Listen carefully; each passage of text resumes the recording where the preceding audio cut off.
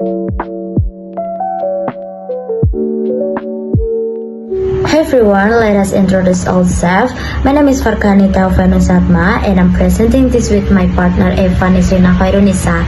Today, we would like to explain about subject-verb agreement, one of the most important grammar rules in English.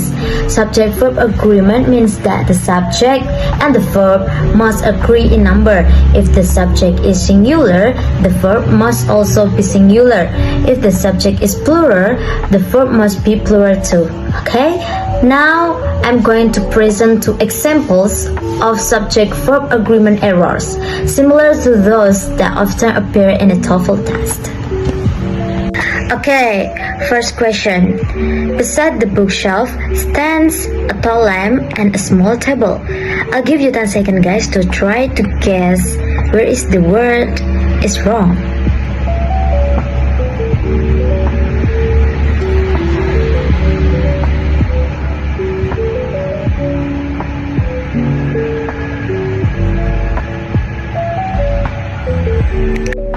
Okay, first question. Beside the bookshelf stands a tall lamp and a small table. This sentence is an example of subject-verb agreement error. At first glance, it seems correct, right? But if you look closer, the subject is actually a tall lamp and small table. So, the verb should be also plural. Like I told you guys before, if the subject is plural, we need the verb plural too.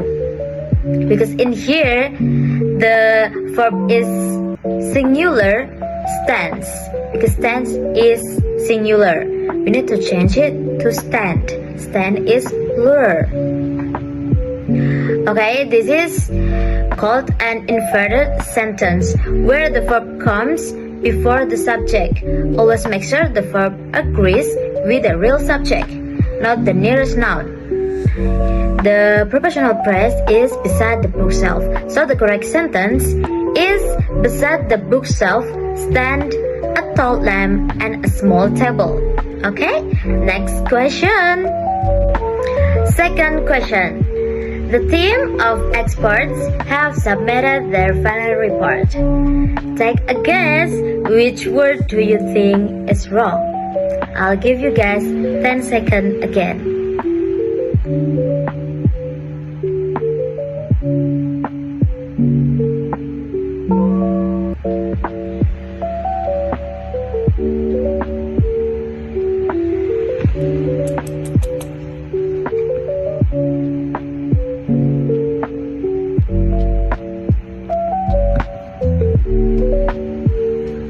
Okay, first, the subject is the team, the singular collective noun. Okay, the subject is not of experts. Even though the word experts is plural, the actual subject is the team, which is a collective noun and should be treated as singular. Therefore, the correct verb is has, not have, because have is for plural. Okay? The additional phrase is of experts. It's not a subject, okay? The verb must be compatible with them. Now, let's move to the next questions. Take a look at these two questions and I'll give you 10 seconds for each questions to answer. Tick tock, tick tock, tick tock. Okay, first sentence. Near the river, a fisherman waited patiently. Do you think there's something weird from this sentence? Let's break it down together. First, near the river, it is a location. It's a propositional phrase and it's not a subject. The real subject is fisherman, a fisherman. That's the real subject and it's singular, right? So, because the subject is a fisherman which is singular, we have to add as in the present tense. So instead of wait, it should be waits. So the correct sentence is near the river, a fisherman waits patiently. Congrats! Now next, the number of applicants have increased significantly this year. You might think the subject is applicants, right? But it's not. The real subject is the number, which is singular, right? And of applicants, it's just an extra information. So because the subject is the number and it's singular, so we have to add s, right?